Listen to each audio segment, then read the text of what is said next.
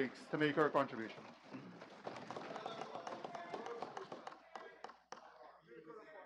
Thank you very much, Mr. Deputy Speaker. I hope the Honorable Annette Ferguson will take her seat because class is in session. The Honorable Member Annette Ferguson was physically absent from the debates all week until today. I can only assume, sir, that she took 3 days to prepare that litany that she just delivered. However, Mr. Speaker, I think she would have done a greater service to the opposition if she had forfeited that speech and made a second attempt to grab the mace.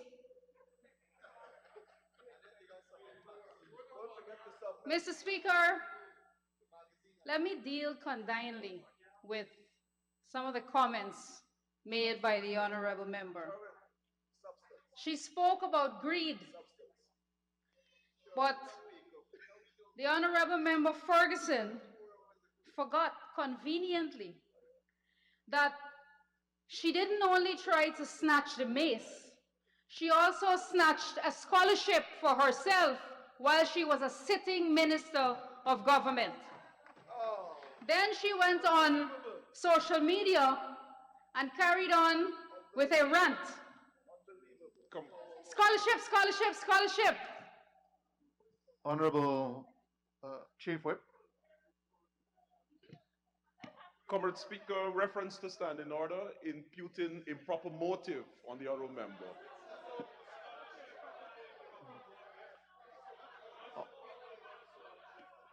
Honorable Minister, go ahead. Thank you, Mr. Speaker. She got a scholarship for herself, denying hundreds or thousands of Guyanese the same opportunity, yet she has the audacity to come to this house and speak about greed. Mr. Speaker, she also spoke about local government elections and that the PPPC is not calling local government elections. Mr. Speaker, she's clearly delusional, a word that she used in her presentation. Perhaps she is confusing the period, Honorable Member Ferguson, perhaps she's confusing the period of when the APNU-AFC was in office and they controlled GCOM. Mr. Speaker, no government holds or conducts elections or local government elections. When the Guyana Elections Commission is ready to hold its elections, we are happy to participate in those elections, and we will deliver the same trashing that we did at the last 2 local government elections. Wow. Wow. Wow. Mr. Speaker, the Honorable Member Ferguson also told us a story, and we heard a lot of stories in this house over the last 4 days. She held up an allocation letter for an allottee that received her allocation February 2nd, 2020. They delivered those house lots, as we have made public, almost 2,000 house lots in the year 2020, during the period when they were a caretaker government. But if you have, Mr. Speaker, common sense will tell you, if you have this letter and you were making a point that the allottee cannot access her land or she has not been given possession of her land, why wouldn't you state the area? Why not give full disclosure? You're standing in this house, give full disclosure. You know why she didn't give full disclosure? because she knows why. She knows the problem with that area. She doesn't have to call the name of the area. I can call the name of the area. Mr. Speaker, I stand on a Honorable member, go ahead. Thank you very much, Mr. Speaker. Point of order, standing order 40B. Speak to the issue of elucidation. And that this honorable member is misleading the national Honorable member, you would have to ask, I think, the honorable minister if she is willing to yield time to you to elucidate.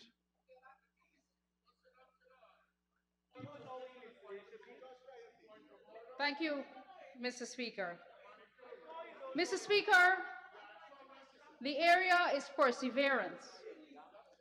And the honorable member, as the last minister with responsibility for housing and water during the APNU AFC, was fully aware that that area has a legal problem in terms of the description of the area.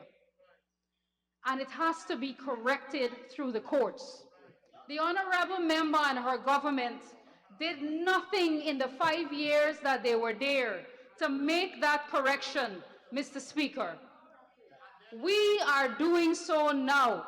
All of the documents have been prepared and the area will be sorted out in terms of the name. And those allottees will be granted access and will be able to take possession of their lands in that area. We will fix it, sir, as we fix everything else. Mr. Speaker, we heard a lot of dreams, fantasies, we heard Shakespeare, we heard biblical scriptures. But, Mr. Speaker, I am yet to hear a single constructive, coherent, thought-provoking, or even a logical criticism of Budget 2021. They can't seem to make up their minds, sir, whether they want more or they want less. One says, mash brakes. The other one says, we need more. You didn't do enough. The public servants need more. Increase the threshold. More cash grants. Their presentations were riddled with inconsistencies. One of the other criticisms was a lack of consultation.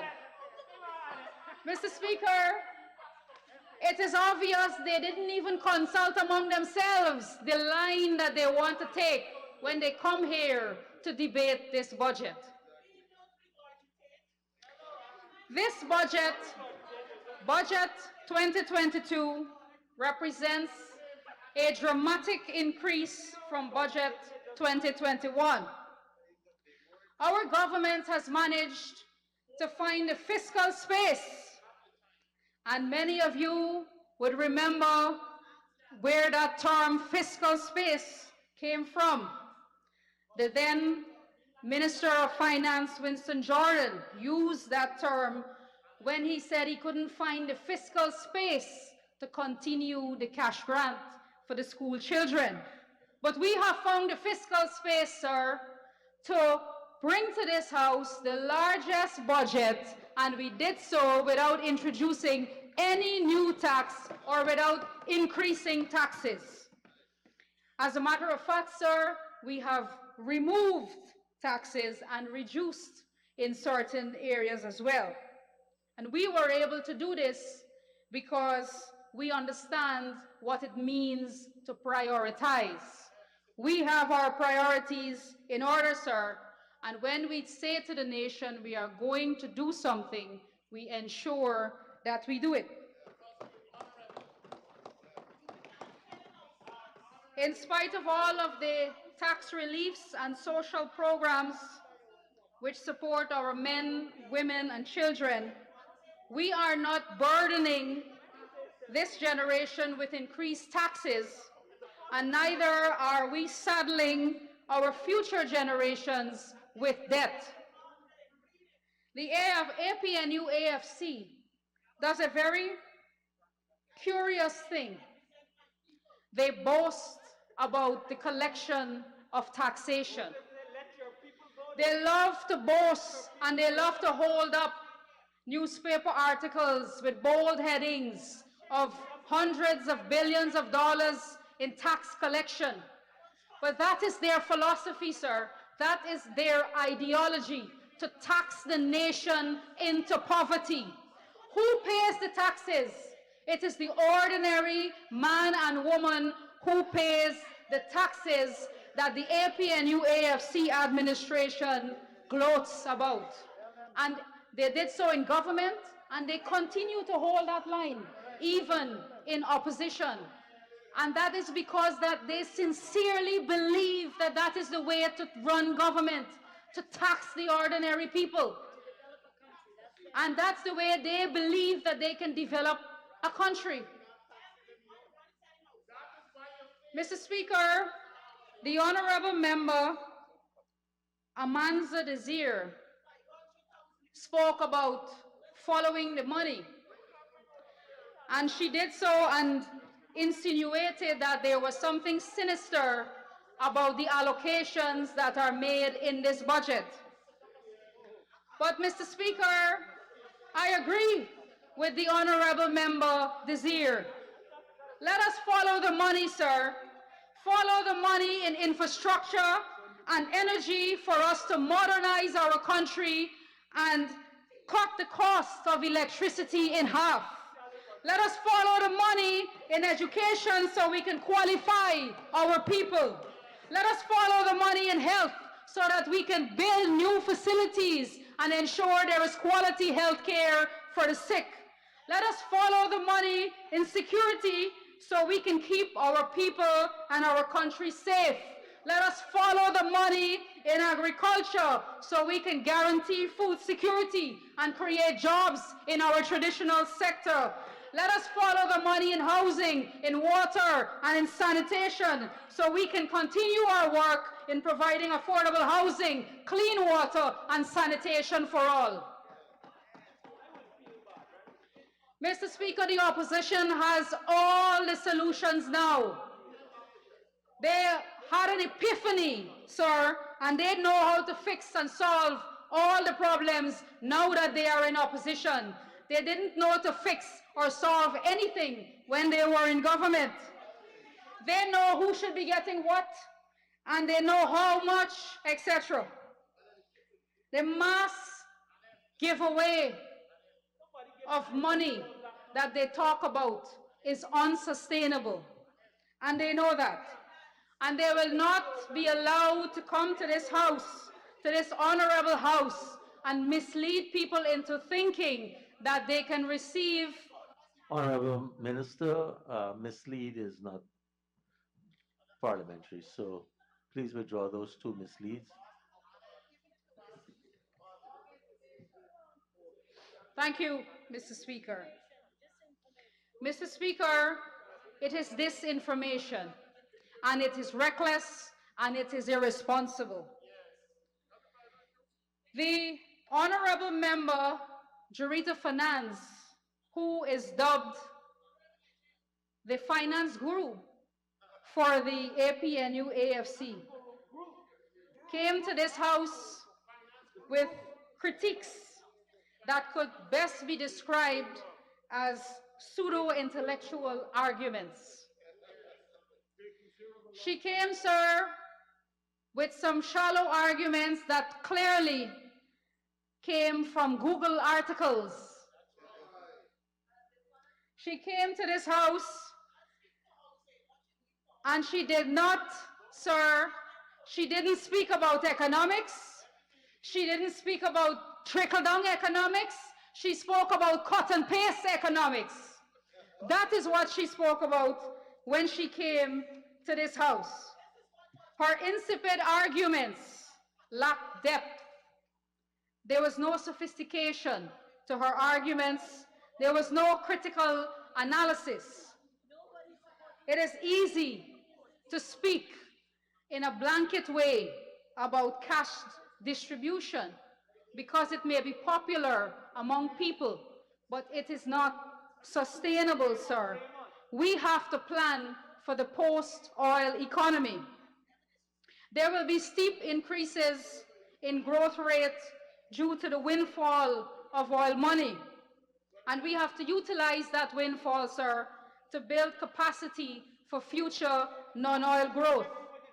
Investing in renewable energy, pursuing the targets set out in our low-carbon development strategy, in education, in training, in tourism. Through the local content legislation, we will build capacity for longevity and sustainability. The expected growth in real GDP of 47.5%. This does not happen by accident. This is unheard of anywhere else in the world. The growth in the construction sector, the growth in the production of sand that the Honorable Minister Ashley Singh spoke about, the growth in manufacturing, the growth in export, the growth in real estate loans. These things do not happen by accident, Mr. Speaker. It is the result of careful planning and implementation of our government's policies. The growth in the construction sector in 2021 is directly correlated to our infrastructure programs and our housing program. The $5 billion increase in real estate loans issued by commercial banks is directly correlated to our policy increase in mortgage ceilings and mortgage interest relief. These direct results is because of careful state planning and prudent management of the economy.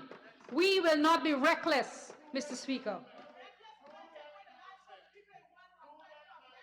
Mr. Speaker, every time we come to this House and we speak of a new project, or the Honorable Minister, the Honorable Attorney General introduces a new bill, we hear a chant from the other side. Coalition program, coalition project, that started under the coalition. Well, Mr. Speaker, if that were true, then it is an indictment of their own failed record of being incapable of passing any laws and implementing any of those projects. Another criticism I heard about is about implementation. So they were incapable of critiquing the budget, so they plant seeds of doubt about capacity. That is like putting the cart before the horse, Mr. Speaker. Watch the ride, Honorable Member, watch the ride. The people elected us to do the work. You do not have to worry about implementation. Let us worry about that. We have a proven track record of implementation and delivery of projects. Watch and learn. You must learn to do things. You must learn to do things. There is a big difference between you and us. Do not compare yourselves to us. You are not in our league. You are comparing oranges and apples, chalk and cheese. Don't go there. Mr. Speaker, Budget 2022 is carefully aligned with our manifesto and with the vision our government has set out for the development and transformation of our country. To this end, the people of our country can be assured that all of the policies and programs they voted for in 2020 will be achieved during our first term. Mr. Speaker, with the return of the PPPC to government in 2020, the housing sector has been revitalized and rejuvenated. There is enthusiasm and anticipation, especially among our young applicants, since there is clear and undeniable progress under our government in delivering affordable housing to our people. In order to fully appreciate the accomplishments over the last 18 months in the housing and water sectors, we must examine the state of affairs we inherited. I heard a lot of speakers on the opposite side speak about incompetence. But let me not tell you, sir, but prove to you what real incompetence is. Mr. Speaker, it is well known that the Central Housing and Planning Authority lacked leadership and clear policy direction for years under the APNU AFC administration. The sector was lethargic and non-productive. 7,534 house lots, sir, a meager 7,534 house lots were distributed in 5 years. A figure that we have long surpassed in only 1 year in government. Mr. Speaker, if the honorable member Annette Ferguson or the other housing ministers that were there under their government had been productive, we would not have found a backlog of 70,000 applicants as of the 2nd of August 2020 when we came into government. But Mr. Speaker, there is a deeper reason that house lots, affordable housing was not delivered to the people of our country during the tenure of the APNU AFC administration. And it's something that is not often highlighted, but I will highlight it today. Mr. Speaker, I have here the budgeted allocations for the years 2015 to 2020 under the APNU AFC administration. Mr. Speaker, it's simple. In order to produce anything, in order to produce house lots, in order to have infrastructure in your housing schemes, you need money. If you make a promise, you have to deliver it, you have to budget, you have to plan, you have to make the financial resources available. Mr. Speaker, in the year 2016, when the APNU AFC presented its first budget, the budgeted amount for housing, zero budgeted allocation for housing in 2016. Mr. Speaker, in 2017, the amount allocated to housing, zilch, nothing again, Mr. Speaker. In the year 2018, zero, Mr. Speaker, no monies in the budget for housing. How else, sir, can you produce house lots? How else can you have infrastructure work done in your housing schemes so that our lotties can access their lands? Mr. Speaker, do you know when they made resources available for housing the first time? In 2019. When they faced a vote of no confidence, that is when they found the first allocation in the budget for housing. That is when they made the first set of money available for housing in 2019, sir. This, sir, is despicable. Mr. Speaker, not only providing house lots, but they neglected to do infrastructure works in the housing areas. And this led to several consequences apart from people not being able to access their house lots. It also led to us not being able, or not for them, and certainly not for us being able to hand over these housing schemes to the NDCs because the infrastructure work was not done in those schemes. I also want the people who are listening to know that the condition of the roads in the housing schemes did not happen overnight, Mr. Speaker. This is why we found the roads in our housing schemes in such a deplorable state, because for 5 years when they were in there, they never made any resources available to continue to maintain those roads in our housing schemes. It was caused by a lazy, visionless, and careless government who failed to make resources available to maintain those schemes. These are the people who spoke about using drone technology to plant rice, and then they said rice is private business. Mr. Speaker, you can't trust anything that these people say. These are the people, can you imagine the APNU AFC promising to deliver health care to the hinterland communities using drone technology? They can't even put some money in the budget to do the roads and the housing schemes, and they're going to deliver health care with drone technology, sir.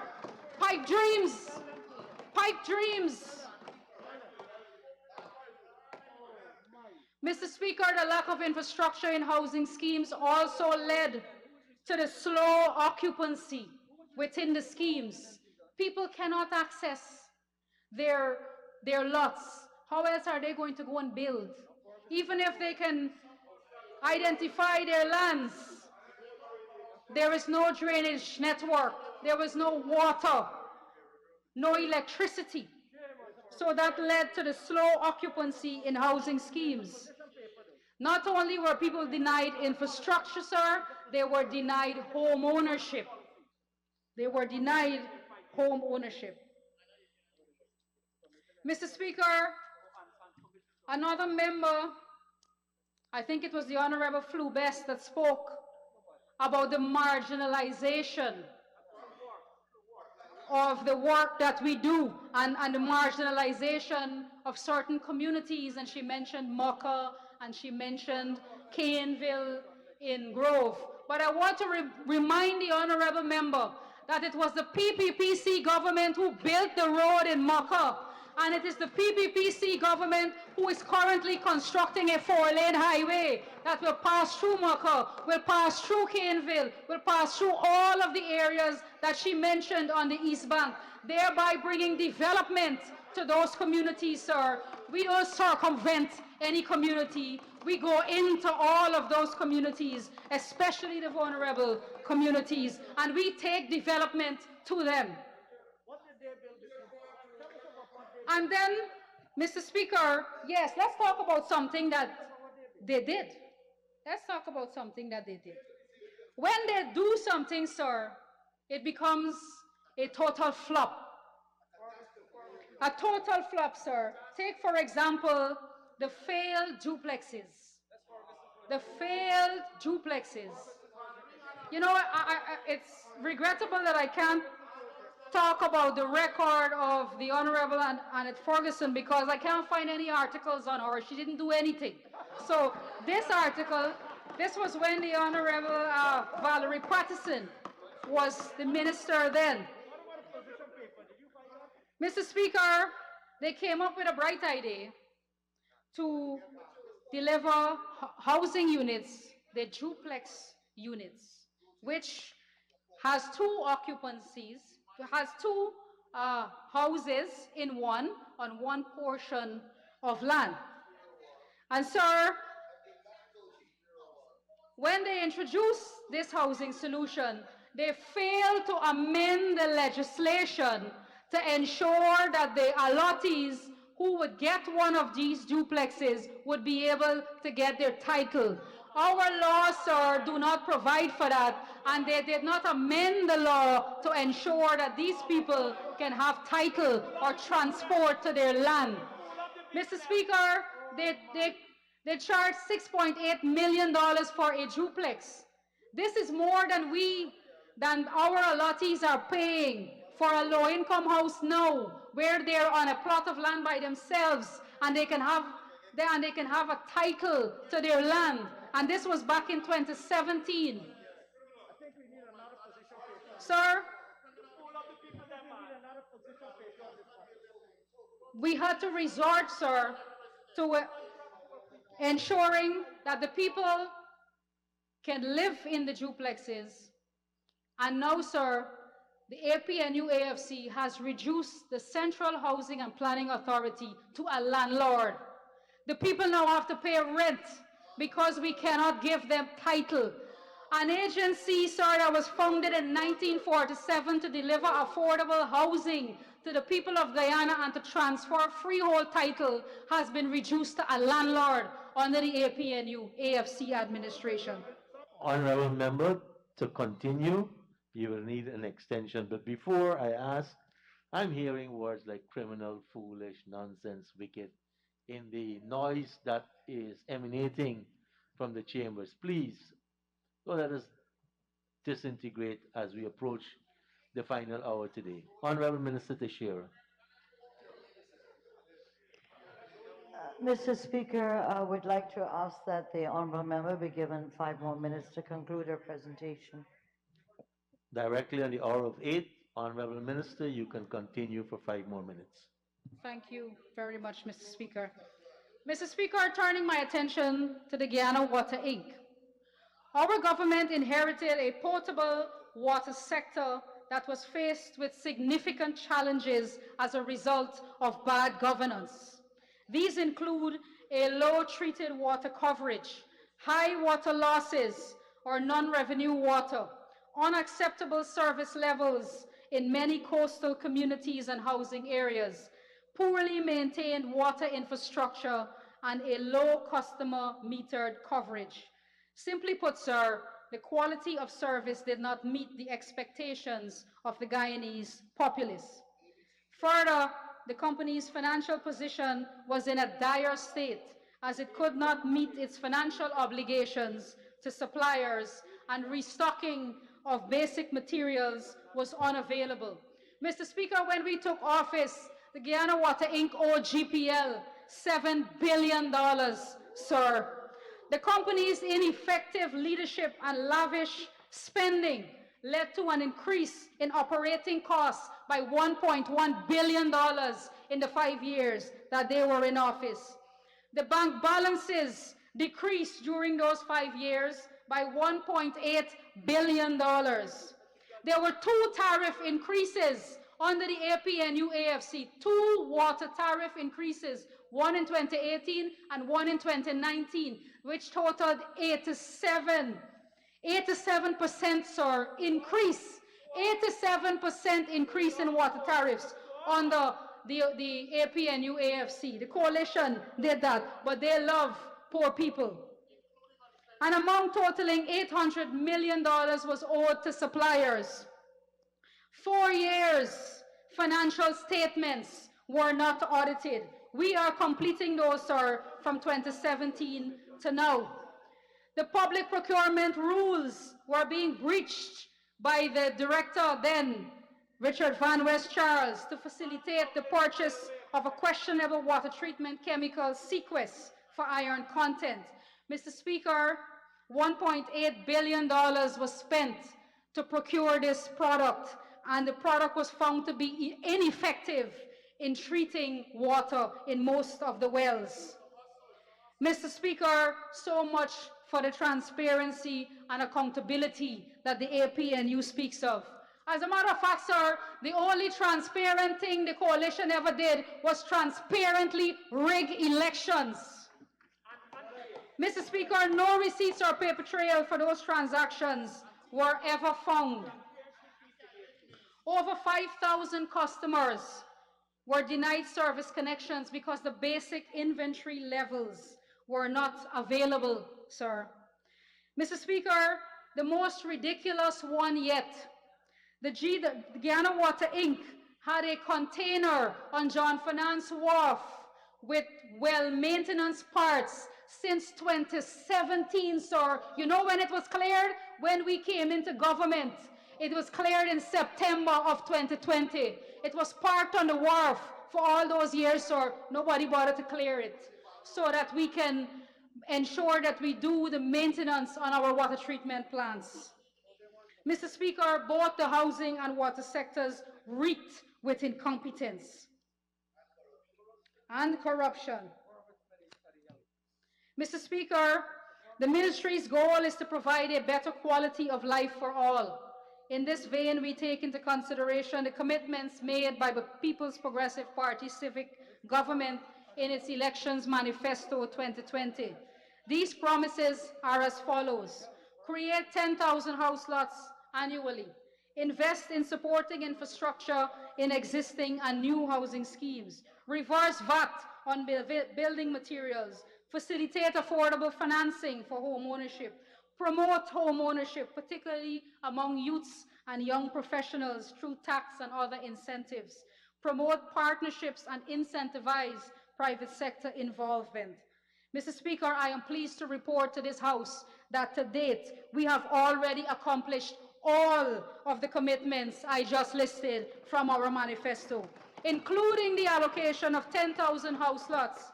And out of that, sir, 3,926 house lots went to women. Women in their own right. Women as the sole applicant with no co-applicant on their application. 3,926 women received their allocation. Mr. Speaker, there are so many programs that I can stand here and elaborate on. Our core home program, our housing construction program, our community employment stimulation program, where we are in vulnerable communities, giving jobs to people to build building blocks to participate in the construction sector. Mr. Speaker, we will also see the building of new water treatment plants. And I can go on. I know that my time is up, sir. And Mr. Speaker, to sum up, our competence, capability, experience, and track record on implementation and execution should bring comfort and assure all Guyanese that the plans, programs, policies, and projects contained in Budget 2022 are achievable and will be achieved. Thank you very much, sir. I fully endorse Budget 2022 and commend it for passage in this House.